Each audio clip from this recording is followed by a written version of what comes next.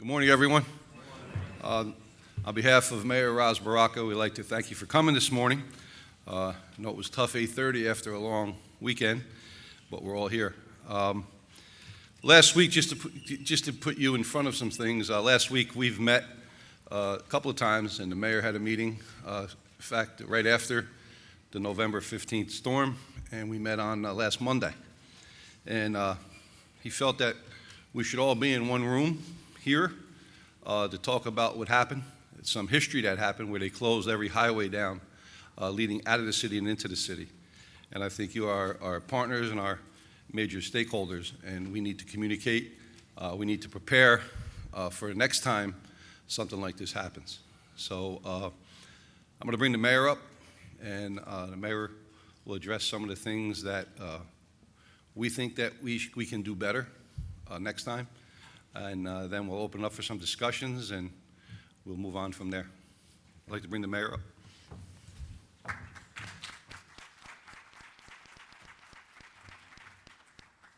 Good morning. I just want to thank everyone for coming out on such short notice like this to galvanize all our partners here. I don't want to start naming people because I'm going to invariably forget a few folks and pay for it later. Just want to thank all the elected officials here, all of the council people that are here. We have other mayors here as well. The state legislature with us, all of the public safety folks from different aspects of the county, the private, public sector. Everyone is here this morning. Just want to thank all of you for coming. I know, we're happy to be out of that day. That was probably the worst day that I've experienced in a weather event in the city since I've been the mayor of the city of Newark. Obviously, we have thousands of employees that work in our city who don't live in the city of Newark. We had a weather event. It got worse than people anticipated, but, really, it wasn't as bad as we have had in the past. And I say that because I think that outside of all of the gridlock issues, we would have been able to clear the city up pretty fast. In fact, after the traffic was dispersed, we were able to get the city cleared in about 2 or 3 hours, which was great. Why are we calling this meeting is because if there's ever, again, we have to take into consideration that there may be a weather event like this, despite what people who are opposed to science believe. There's something happening with our weather, and we're getting these storms and these events more and more frequently. And then we had a discussion about what if there was not a storm, and what if there was something different than a storm.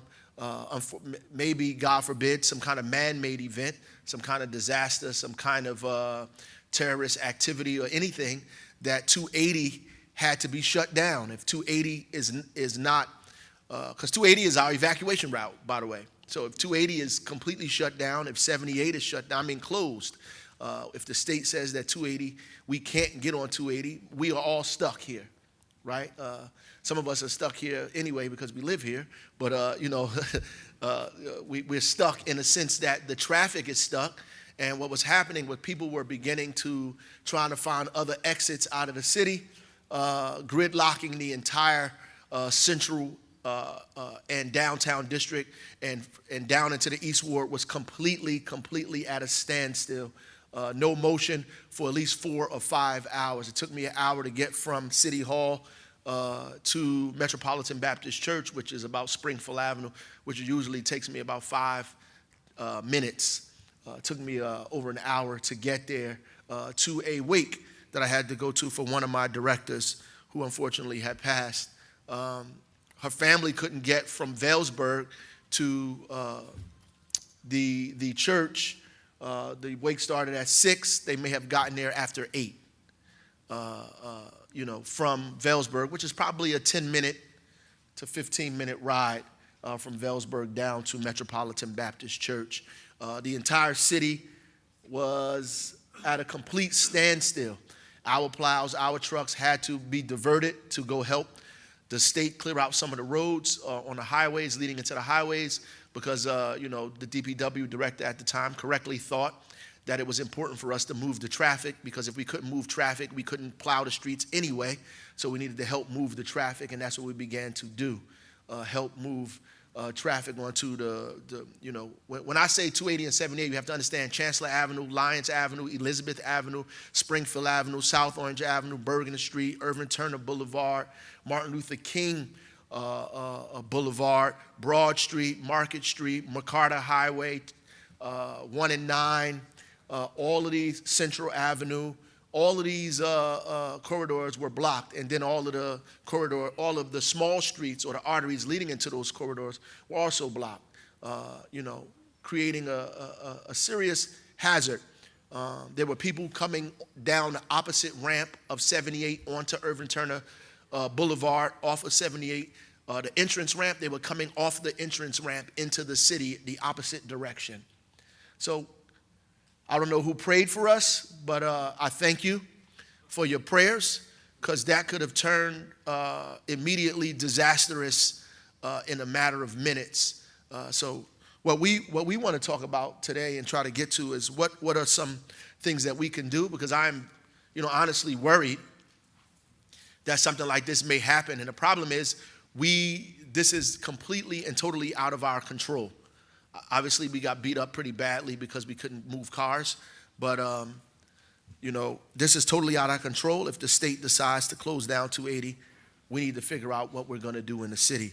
There was a couple of suggestions that we've had, and I'm going to say what those are, and then hopefully we can open up the floor and have some discussion about maybe you guys have better suggestions or think the ones that we say are completely crazy.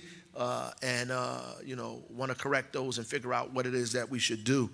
Obviously, we need to do a better. The minute something like this happened, I think the problem is, and we said just in self-critiquing ourselves, is that the minute 280 was closed, we should have declared an emergency in the city.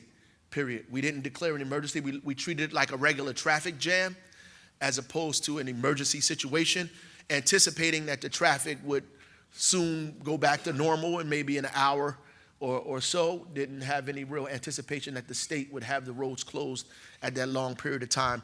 If we declared a state of emergency, we would go right into OEM in the city, and we began to send out robocalls, social media, communicate with people in the city.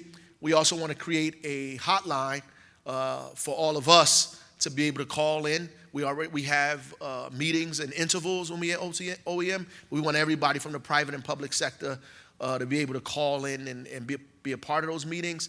Other mayors, the legislators, to be a part of what's going on, and also get instructions and directions about what's happening. Because Newark was not just affected by this. If you can't get out of Newark, you know, Belleville, Bloomfield, Irvington, East Orange, all of the surrounding cities were also in bad shape, because Newark was in bad shape. So we want to create a kind of a conference call number, a standing one that everyone can have when there's an emergency, that we all call in on and get updates and checks about what's going on. And then we relay that information through all of our networks, through social media, on robocall, and other kind of things that we have in the city.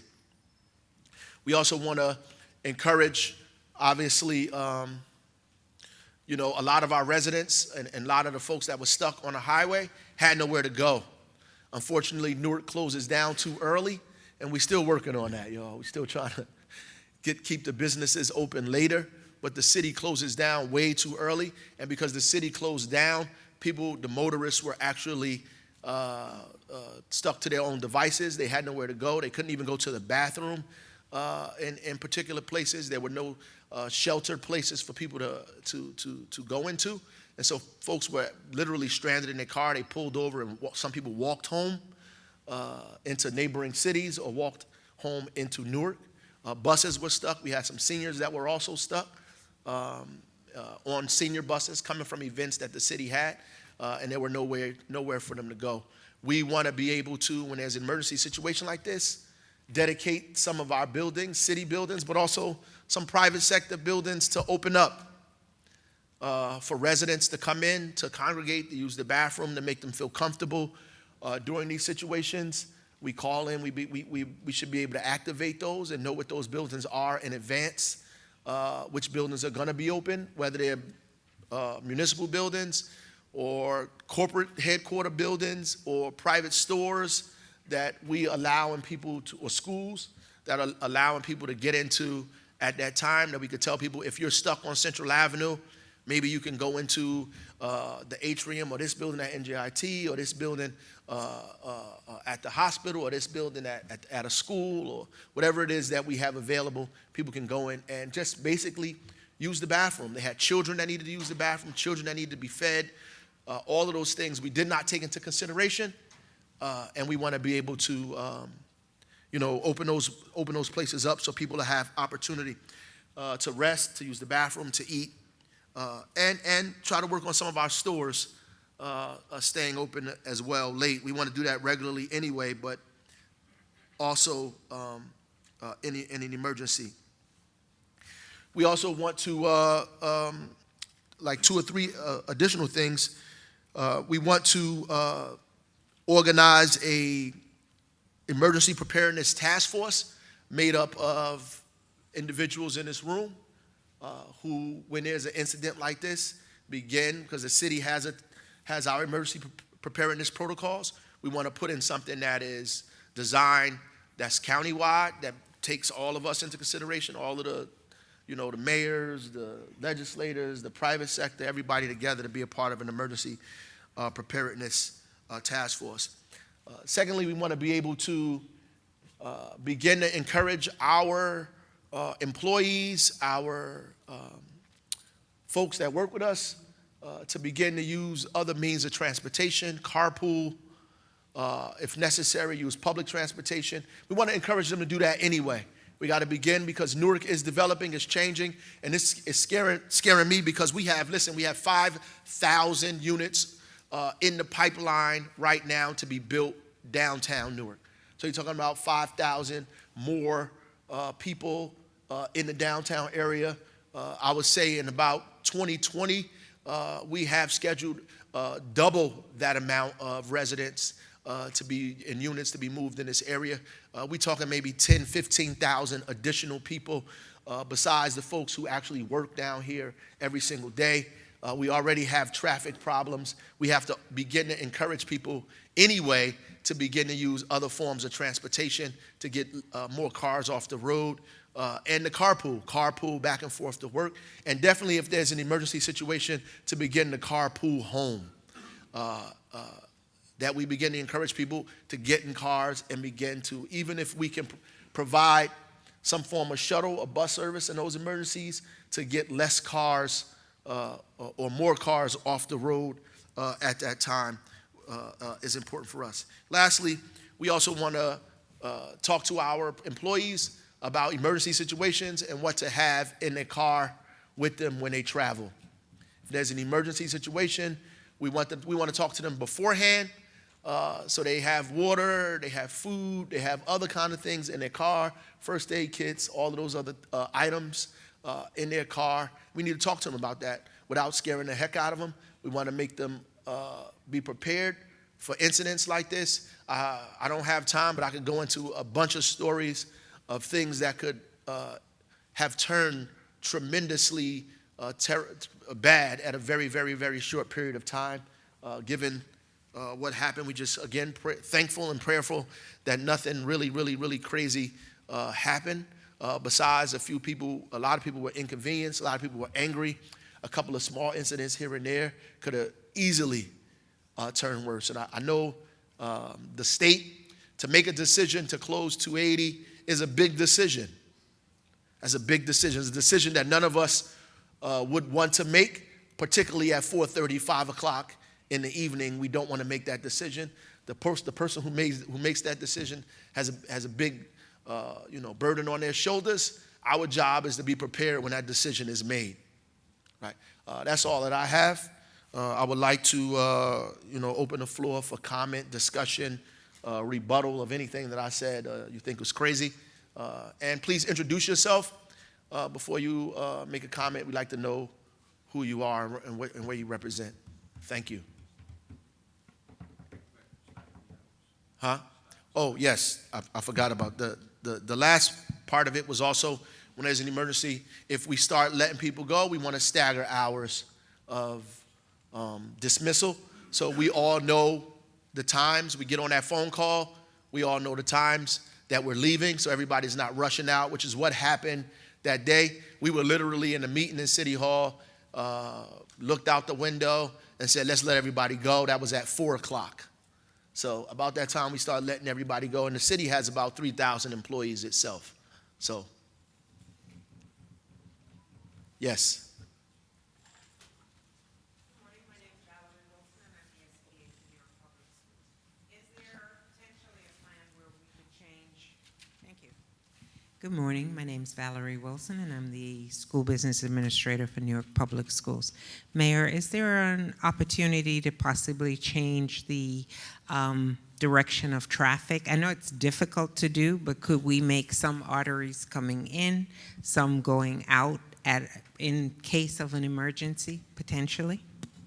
Well, we can look at it, but I don't know if we can control what's going on the state highways, right? Or in Newark. Yeah, we could look at it. We could talk to the engineering department and public safety and try to figure out what would be the best to do that in terms of the problem is people were trying to get the police to move traffic, but there was nowhere for the traffic to go because you couldn't get on 280. 280 was closed, so there was nowhere for you to go. And if you turned around and tried to go to 78, that was also closed. So you were basically going back and forth to the ends of the city, or trying to go from end to end of the city at the same time, which made it extremely difficult to do. And then when the police figured out that we needed more traffic guys out there besides the ones we already had, they got stuck too.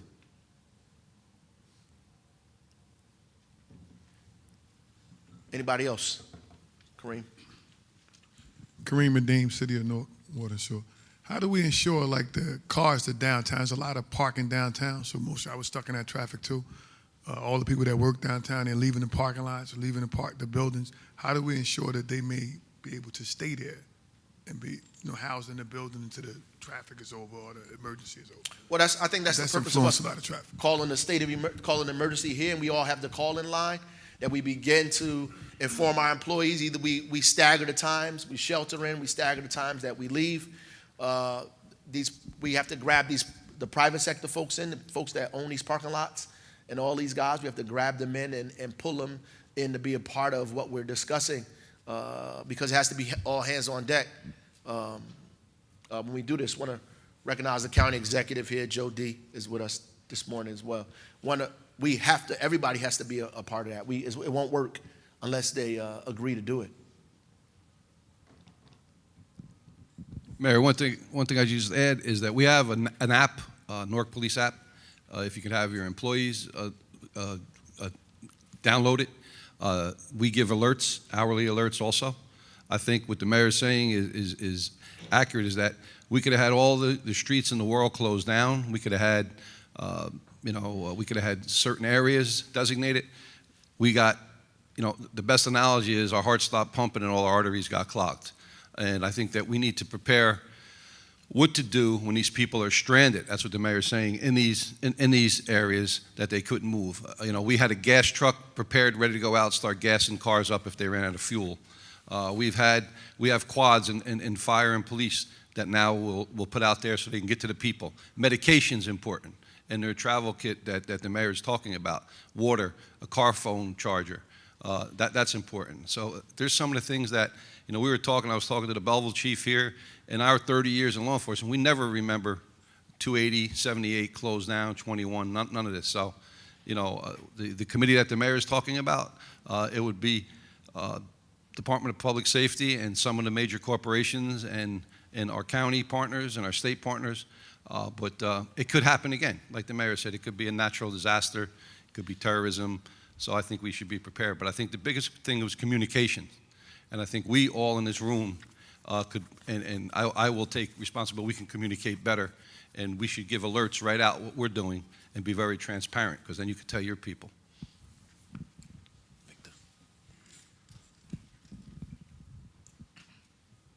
Thank you, Mayor. Victor Cirillo, Housing Authority. In addition to possibly locking in the parking lots and just holding people from getting on the streets for a while, entering into the city became an issue. As the highways jammed up, people were trying to come into the city to take the side streets, and that only added to the issues. So any plan should also consider, we should also, not that, I don't know if we did that already, but, or we're able to implement it, but entering off 280, 78, or some of the main roads, that became a big problem. We looked at that. It was total gridlock both ways. Yeah. It was the only people that at that time were trying to enter were people who had left and wanted and turned around, and that's what the problem was. People were entering 78 and they were turning around, coming back the wrong way. They were doing that on a couple of the entrance ways, coming back, which could have potentially caused a larger accident.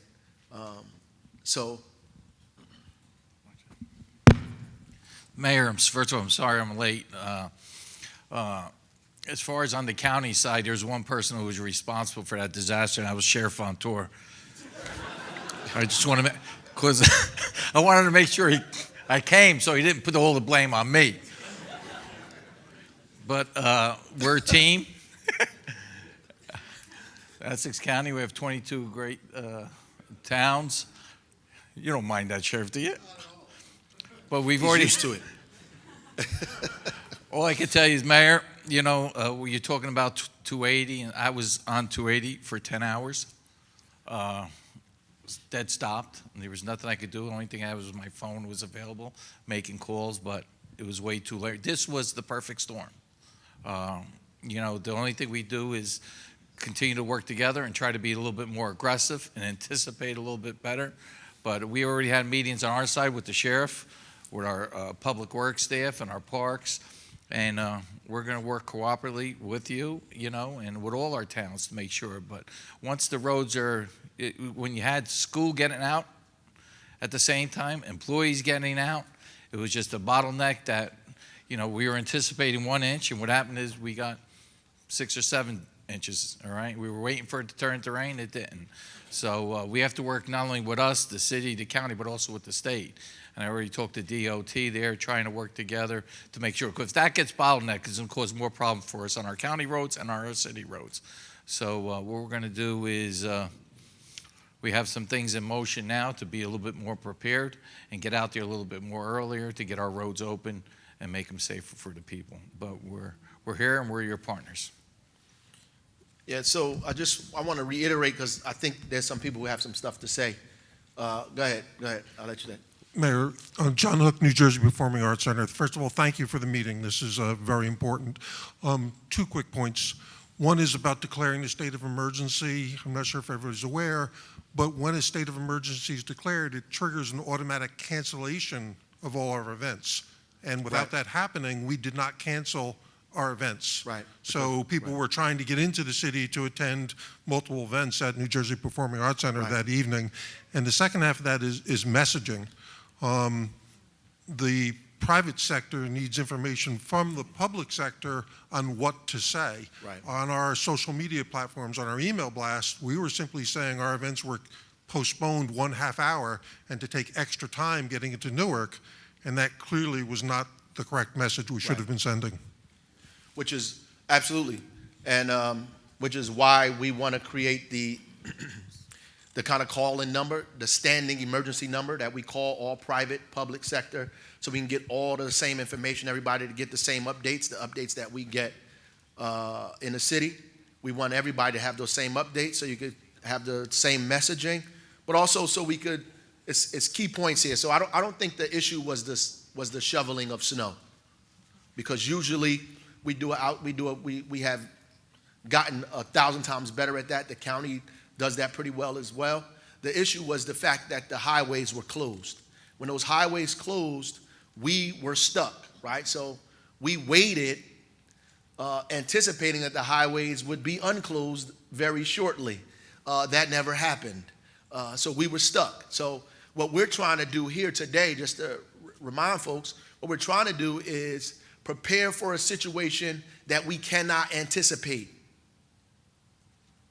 And that's the problem. So if we're still thinking about anticipating this, we've already started off at the wrong place, because we cannot anticipate when the state is going to shut down 280 or 78. We have no control over that. And we have no control if there's an explosion, a natural disaster, a terrorist activity, anything that happens that say we can't get out of 280, you can't get out, or you can't get on 78, you can't get on 1 and 9.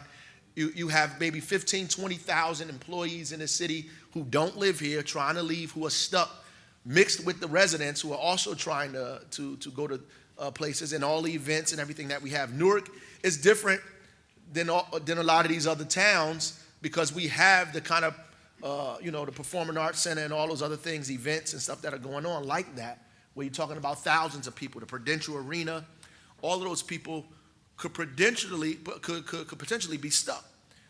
And it would be, God forbid, it was a hockey game that night, right? Or anything of that matter. It would have been 10 times worse than it was. So what we want to do is, the only thing that we can do is try to provide comfort for the residents and for the folks that are here in the city, make sure it is safe for them while they shelter in place, make sure we're communicating with one another, stagger the times that we let people leave. All of that is important, that we begin to do that. Have places open around the city so people can go. If their car is stuck, if you're stuck on Broad Street for 3 hours with your child in the car coming from school, or if you're stuck on South Orange Avenue or Central Avenue or Irvin Turner Boulevard and you have a baby in the car, you need water, you need food, you need a place to rest, you need the bathroom, right? We have to have our buildings open. We close, everybody runs out of the town at 5 o'clock, we close and the city is closed. We have to be open for business. We're trying to get the city open for business anyway, but in an emergency, we want to have designated places that we know are going to be open, so we communicate that to people. They can hear it. Listen, if you are on South Orange Avenue right now, you can go to this place, and that place for bathroom, for shelter, for rest. That's what we need to be able to do, and we need people to volunteer to open their places up and allow us to make those things happen. Does anybody think that's a horrible idea? Let's start there. Yes. Good morning, Mayor. I just thank you for having this meeting. You want to say who you are for I'm everybody? sorry. I'm Marcia Brown from Rutgers University, Newark. Good morning, everyone. And thanking the mayor for having this meeting, for all of us getting together. On the issue of having temporary shelters available, Rutgers has a gym and other facilities, so we'd be happy to be a part of a directory for people to know that that's a place where people can go to get shelter. But there are 50,000 students who come to Newark, most of whom drive. Right. And we've been trying to find incentives to encourage them to take the transit options. Of course, the transit buses get caught up in the traffic as well. I'm scared to even... I know, you have the big red buses, right? They're caught up in the traffic. So I wonder if we can also talk to New Jersey Transit about being part of the, the Regional Emergency Preparedness Committee, yes, because we need them to have more shuttles downtown. Shuttles can move faster. They don't have to be huge. But if we had a lot of shuttles and people knew that they could jump on those shuttles and go anywhere in the city to be dropped off, that might help as well. So, and then there's one other option that some towns have used in London, and that is to have cars come in, use odd, even days, like car plates that have odd numbers can only drive on odd days. Cars that have even numbers can only drive on even days. And, that seems to have shown some positive effect on the traffic congestion. But I think when we put the task force together, that those ideas can be flushed out. And you have representation from many places to be able to flush those ideas out in terms of how to make these things work for us. But I think that's a great idea, the odd and even them. I don't know how you force Americans to do that, but... Mayor, there's some people from OEM here. If they would just stand, Deputy Director Malave, Juba, Dorian. We have forms. Put your name and put your your contact information and any ideas you have. So when we formulate the preparedness task force, you will be on it. But I ask that our OEM people pass these out and get them before everybody leaves. Yes. Roger Leon, Superintendent of Schools. Mr. Mayor, even though the scenario that we had fortunately didn't result in a negative reality, the scenario itself, if we would have dismissed at the regular school time, would have probably just created more buses on our roads. So fortunately, we had, for those who aren't aware, a 1 o'clock dismissal on that day for a parent-teacher conference. The end result of that was obviously that we had parents, because we didn't cancel that, all around the city. We have access through our communication system of getting to 40,000 of our students' houses through one phone call. So I think, to your point and to the director's point, the whole idea of how to get communication to everyone, we need to, in a bigger strategy, assuming a worse scenario, we need to figure out how the school district can assist the city in that effort, just to communicate information, not only to let people know what's occurring with regards to their child, but obviously with regards to the whole entire city. And then the second thing is that there's no other entity in the city that is in every aspect of the city, with the exception of our schools. So obviously, in a bigger plan, we need to really strategize as to how we identify those schools now, so that we communicate that now, so that in the case of an event in the future, people aren't trying to figure out, well, what school do I go to if there's a particular problem in this part of the city. We know that we have shelters already in place whenever there is a tragedy that is occurring in our city, but those we predict. In a situation like you're referencing, and we do appreciate you calling this meeting, you know, the school district is obviously here ready to assist in every way, shape, and form in this type of situation or anything other. Thank you. That's a good point. The idea is to have this information when we meet as a preparedness task force, to put out a emergency plan that people can begin to look at now, and begin to look at and mull over and talk about and discuss, to have those buildings aware, people know what those buildings are, what streets they're on, where that's going to be available. So we need to have that emergency numbers to call. We need to be able to have that all out to folks. And we probably need WBGO to be involved in this as well. So when we put this emergency group together, we need WBGO involved, so they can also put out on the radio what's happening. And we need to tell people, if they're in the city at that time, they should be listening to WBGO. Turn to 88.3 at that time, and we will give information out on 88.3. I'm speaking for them. They're not here, but, oh, they are here. Oh, beautiful. Thank you. Wonderful. Wonderful. So that is our radio station. So we you know, everybody listens to it. Well, they will. They should. But that's important. Anybody else? Yes. Hi, Brenda Flanagan from NJTV News. We're also willing to put out information on our website and to tweet it as well. My boss just said absolutely we would be part of that effort. Thank you. I'm stuck in Newark as well, getting out that night. And the one thing that I noticed was the jamming across cross traffic. Right. And I don't know if you can, the intersections. You know, people get a little desperate and they think the car ahead of them is going to keep on going, and they get stuck. And then even if you see clear road ahead of you, you can't get to it. Yeah. I did get out on 21, but it took getting through these blocked intersections. And I kept on thinking, boy, it would be terrific, because if a traffic cop was here, he would be able to stop them from doing that, and you would get a better flow. Yeah. That's my only. One of our cops got hit out there too, by the way. One of our traffic cops got hit on Broad and South Street. So we probably had the normal traffic cops out, as we normally have at the end of the rush hour, begin the rush hour period. When we figured out that the places were shutting down, I spoke to the public safety director. He was sending more traffic cops out there. Obviously, they got stuck too. trying to get to the locations where they posts were. Maybe we need to, we talked about quads or other kind of,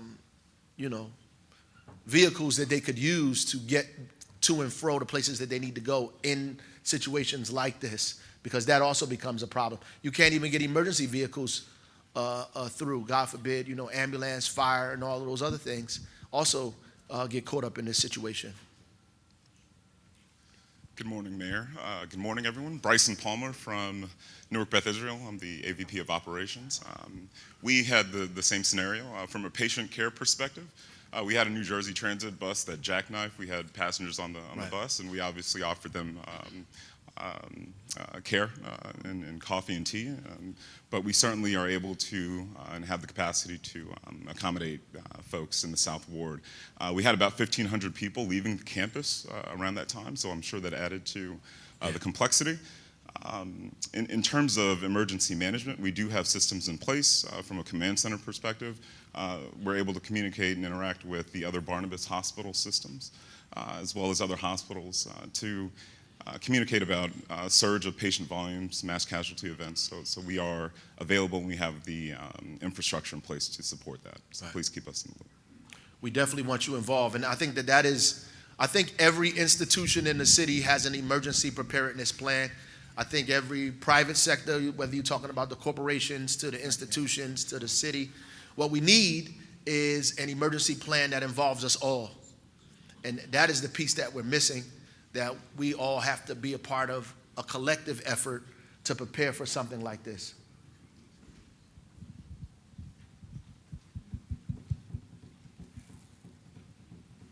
So everybody's clear, no questions. In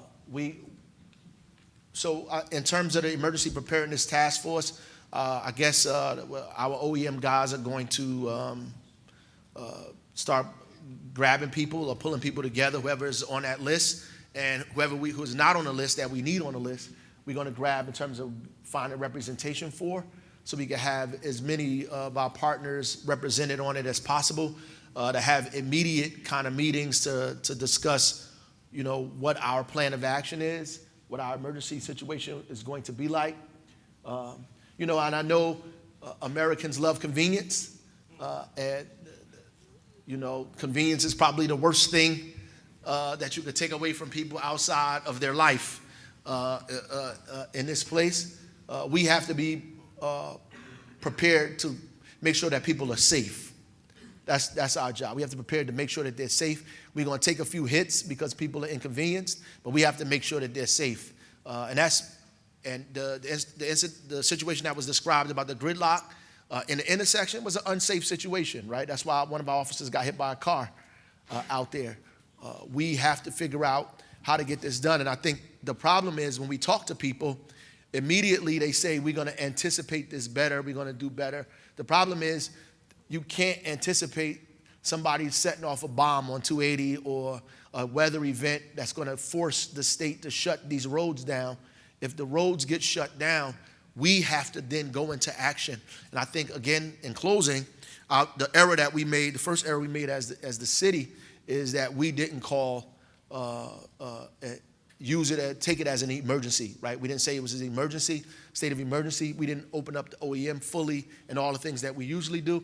We looked at it as a traffic jam, and because the snow obviously wasn't a problem for us. We've had deeper snow and worse conditions and worse situations. We had enough trucks. We went over our plan. We began salting at 12 o'clock in the afternoon, 12 or 1, is that right, Khalif? 12 or 1 o'clock, so we were ahead of the situation. What we didn't anticipate is we can't move through our city. So we want to make sure that if we can't do that, that we at least make sure that our residents are comfortable, that the people in the city are safe, and that they have places to go where we can move along the street, that our emergency vehicles can traverse our city without being stuck as well. So is there anybody who you don't see here from any institution, other folks here that you think that we need to make sure is involved in this? Before we close, is there anybody that you think that we need to make sure that's involved in this that you don't see? So we can write their names down and the institution please, because we need to make sure we get many people as possible. Yes. Federal building, yes. Federal courts. Huh? Hotels. Yes. Clergy. State police. No, state police is good. The clergy, the hotels, definitely. Clergy, hotels, the federal building, because employees come out of there as well. People you don't even fathom how many people, all these places of work, business that we have in the city, that all these people have to leave the city at one time. So, Mark Wade, Health Department, are ambulatory healthcare providers. So like the Greater Newark Healthcare Coalition would be an organization that could represent and pull all of our healthcare providers together. Not just our hospitals, which are key, but there are hundreds, thousands of physicians, nurse practitioners who can be helpful in more localized delivery of healthcare.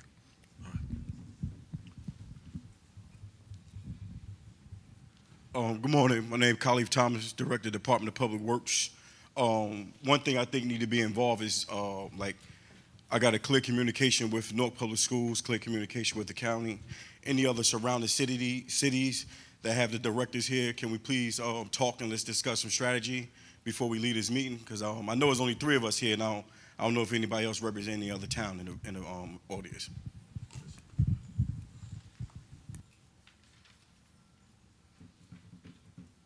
that's good. Well, if there's nothing else, I want to thank everybody for coming out. Please make sure you sign to be a part of our task force. If you can't, somebody from your organization, we would like them to be a part of this as well. It's very, very, very important for us. Prayerfully, this won't ever happen again, but if it does, next time we'll be ready. You know, we all learned with the storm that we just had, what we call over here the perfect storm. And what the mayor did today was organize people from throughout, you know, the municipalities, the other counties, but also corporations, and how we could come together and work so that everyone is safe. I think it was a great meeting. It's just a start. The mayor is going to put together a task force and outline a plan of what we all could do and what we should follow. The thing we learned from this story is that we got to be more aggressive. And that's what we plan on doing. We're taking steps. I know ever since the storm on the county level, we have been meeting with my people from Public Works and from Parks and how we could improve and how we could get the job done a lot better. I think today's meeting is very productive. I think that in these situations that we have to work together. I think the stakeholders are our biggest. When you talk about a minimum of 50,000 people leaving the city at the end of the day, that's a minimum, and 50 coming in the morning. It's important that we have a plan. In my 33 years in law enforcement, I've yet to see them close down 2 major arteries, 78 and 280, which had to be done for public safety. We were lucky no lives were lost. So even though emotions were flying and it was the unknown when they were stuck, we need to do better with communications while they're in them cars, letting them know why they're stuck and what's coming, what's coming forward for them. So I think today's meeting is definitely a step in the right direction. As always, our partners step forward. And I thank the mayor for putting this meeting together.